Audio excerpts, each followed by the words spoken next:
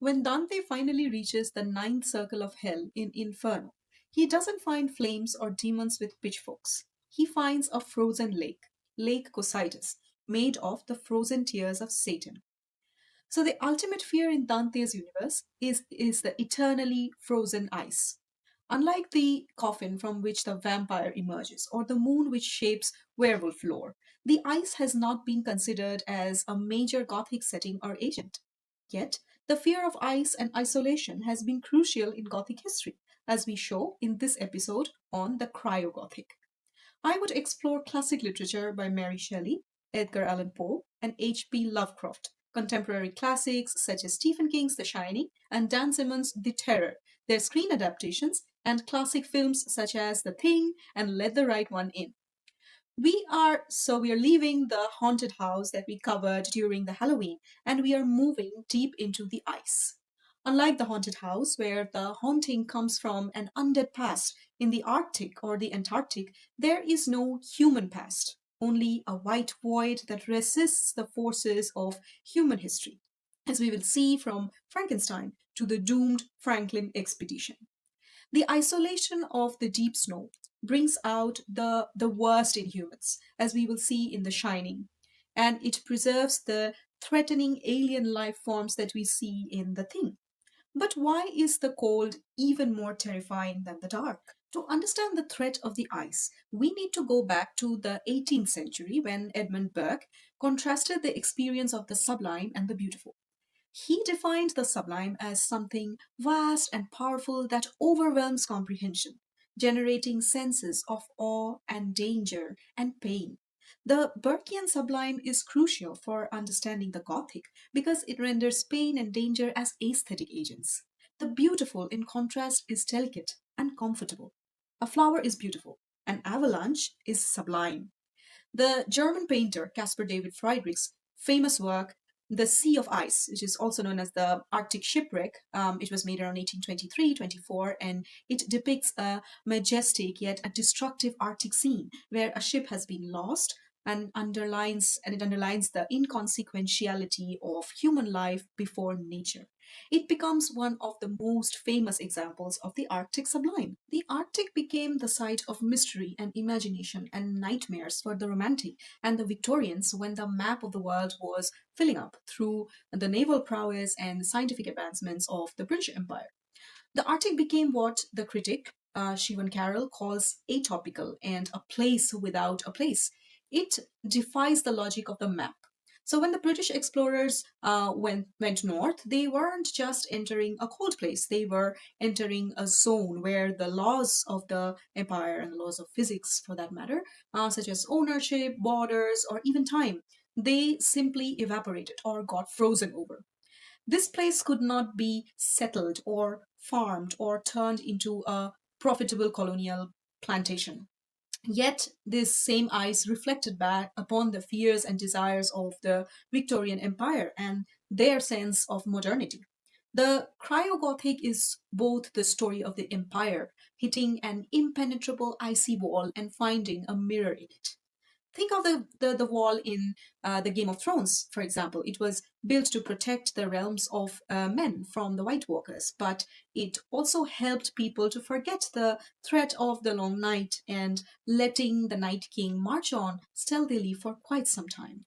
If you have recently watched Del Toro's adaptation of Mary Shelley's Frankenstein, you have noticed that the film starts in the Arctic ice. The novel, which I honestly feel is better than the film, but maybe that's just me, starts with Captain Robert Walton chronicling his Arctic exploration to his sister, capturing a key piece of 19th century history. Walton aims to find a route through the pole to the undiscovered lands beyond, which reflect the romantic belief in the existence of a continent beyond the Arctic ice. Now, there are two specific moments where the ice acts as a character. The first is in the middle of the book, in which Victor flees to the Alps, to the Mer de Glace, or the Sea of Ice, to experience what he calls the sublime ecstasy of the mountain. It is exactly here, on this frozen, sterile wasteland, that the creature finds him. Now, why here? Because the glacier is the only place on Earth that matches the creature's soul. I must quote, "The desert mountain and dreary glaciers are my refuge." This is what the monster says. At the end, the creature decides to immolate himself upon the Arctic ice, which underlines its absolute isolation. Just a quick note that if you are enjoying this deep dive into the hostile earth, this is part of our new 4-part elemental Gothic course. In the coming episodes, we are looking at the nautical Gothic, which is on the abyss of the ocean, and the botanical Gothic, which is on killer plants. Now, coming back to the ice. Edgar Allan Poe imagines a similar landscape to Mary Shelley's Arctic in Frankenstein in his 1833 Antarctic tale called MS Found in a Bottle. MS here stands for manuscript. As Poe's unnamed narrator takes refuge on this ghostly vessel called Discovery, he records the ship running further and further towards, I quote, "stupendous ramparts of ice, towering away into desolate sky and looking like the walls of the universe," unquote. The narrator experiences a deepening sensation of horror at what might await, but nonetheless also acknowledges that a curiosity to penetrate the mysteries of these awful regions predominates even over his despair. At Poe's historical moment in the early 19th century, when little was known of the Antarctic continent, the narrator's horror is balanced by the glamour of the unknown. So the romantic imagination of the Poles works through an intriguing mixture of emotions. So the dread, the desire, which reinforce each other rather than oppose each other. Now, while for the Romantics, the Arctic represents the limits of human imagination and agency, as we see in Mary Shelley's Frankenstein, for the Victorians, it was a space for adventure. There were Victorian scientific theories about temperate seas and even tropical lands beyond the Arctic ice, the so-called the hollow Earth hypothesis. Now, these ideas percolated into the public by the adventure novels of R.M. Ballantyne and Gordon Stable. Novels such as Ballantyne's The World of Ice presents contradictory images of the Inuit character, often depicted as filthy, savage, and untrustworthy, but also compassionate, sharing their hunting skills and meager resources with the distressed Europeans. Ballantyne also rendered the alien Arctic landscape familiar to the English reader, as some of the peaks and arches of icebergs looked like the ruins of Scottish border strongholds in the World of Ice. He renders the Arctic seascape as a mix of pure white, delicate blue, and transparent lightness, which he himself calls preeminently fairy like. It is a sort of precursor to the Disney Arctic aesthetics with the gorgeous icebergs and the cute polar bears and snowmen, that sort of thing. At the center of the Victorian Arctic horror, what I'm calling the Cryogothic, lies the disappearance of Sir John Franklin's 1845 expedition to navigate the Northwest Passage, the long sought sea route between Atlantic and Pacific Oceans. His ships, the Terror and Erebus, had the most advanced technology in the world. They had steam engines, they had 3 years' worth of tinned food. After years, 1854 search party reported possibilities of cannibalism among the sailors, which created a huge uproar. Then in the 1980s, anthropologist Owen Beatty exhumed the bodies in Beechy Island in Canada. And this is happening 130 years later. And the Beechy Island mummies were preserved in ice. It presents what is the most horrifying aspect in the cryogothic, the preservation of the body. The ice denies you the peace of decomposition. It holds you in your frozen moment of agony forever. Dan Simmons bases his novel, The Terror, upon the Franklin expedition. He introduces the monster Tumbak, inspired by Inuit mythology, which looks like a massive but not cute polar bear. But in the logic of the cryogothic, it embodies the terror of the landscape itself.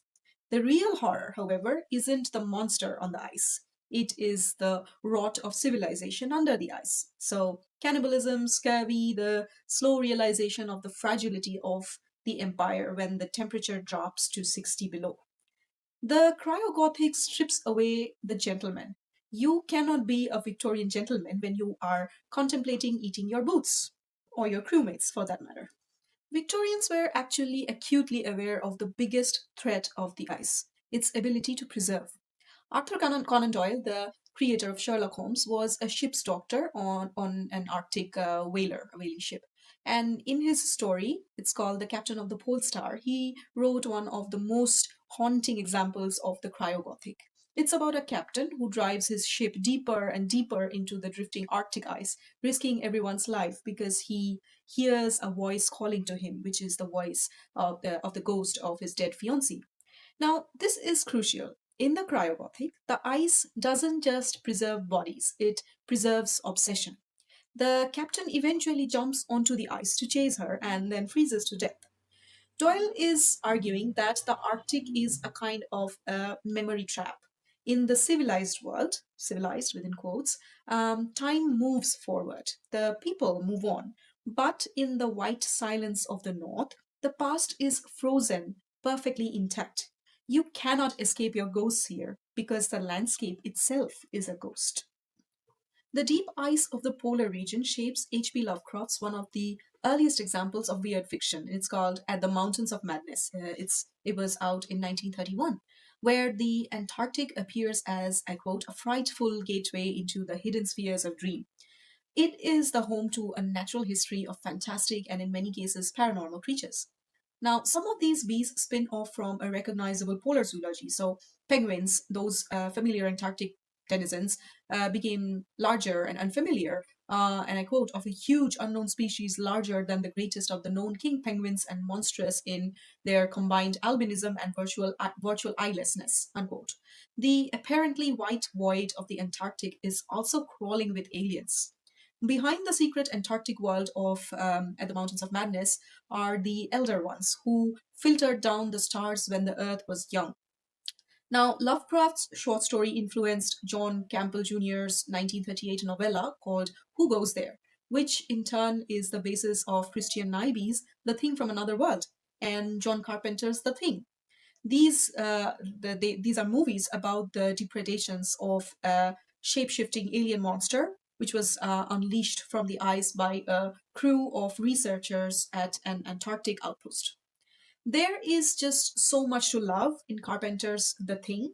You have the synth soundtrack, the wide Antarctic landscapes, his use of anamorphic lenses to build paranoia and dread, utilizing long corridors, stillness, and ambiguous framing, making ordinary moments very unsettling and full of isolation and mistrust. And of course, there is the body horror. I would always be haunted by the scene where an autopsy is performed on the dog, and then the doctor realizes that it is an imitative parasitic alien life form, or when the blood literally screams and jumps around when Macready uses the hot wire to test blood samples. But the horror of the thing isn't just all about the gore. It is the realization that the ice functions as a time capsule.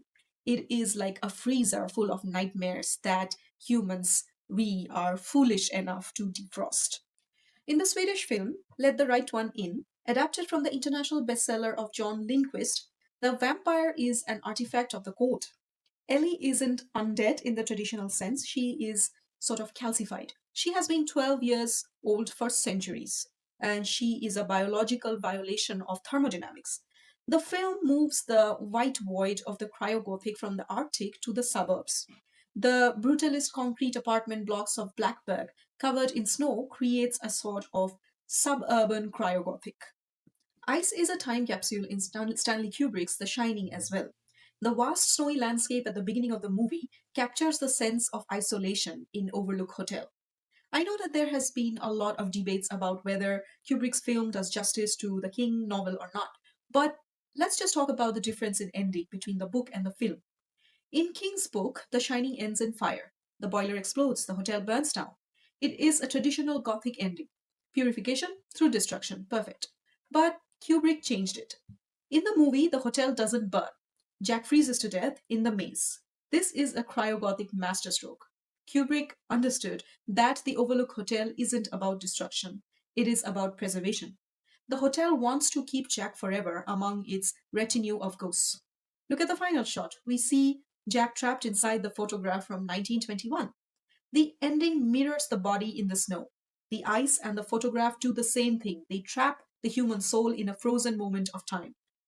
In the cryogothic, you don't die. You just become part of the archive. Why does the cryogothic resonate so much right now? Is it because the ice is no longer permanent, even the permafrost? As the permafrost melts, it is literally releasing ancient bacteria, methane, and the bodies of the past. The ghosts are literally thawing out of the ice. The cryogothic teaches us that we are fragile. We build our warm little houses, we turn up the thermostat, we pretend we have conquered the elements. But the ice is always there, waiting at the poles, waiting at the upper atmosphere. In our next episode, we are moving to the abyss of the ocean and encountering sea monsters in our episode on the nautical Gothic. Stay tuned and subscribe to the Anti Library Podcast.